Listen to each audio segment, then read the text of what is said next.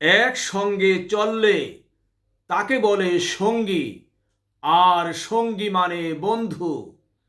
এক বন্ধুর কাজ অন্য বন্ধুকে প্রভাবিত করে।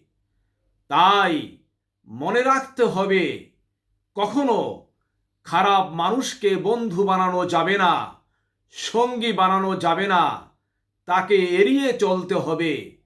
তা না হলে ভালো মানুষটিও খারাপ হয়ে যাওয়ার অনেক বড় সম্ভাবনা থাকে। যেমন ধূমপায়ীর সঙ্গে চললে ধূমপায়ী হওয়ার সম্ভাবনা থাকে। মাদকাসক্ত ব্যক্তিকে বন্ধু বানালে মাদকাসক্ত হওয়ার সম্ভাবনা থাকে। চোরের সঙ্গে চললে চোর হওয়ার সম্ভাবনা থাকে। হাইজাকারের সঙ্গে চললে হাইজাকার হওয়ার সম্ভাবনা থাকে। আর অন্যদিকে ভালো মানুষের সঙ্গে চললে ভালো মানুষ হওয়ার সম্ভাবনা থাকে। জ্ঞানী গুণীর সঙ্গে চললে জ্ঞানী গুণী হওয়ার সম্ভাবনা থাকে।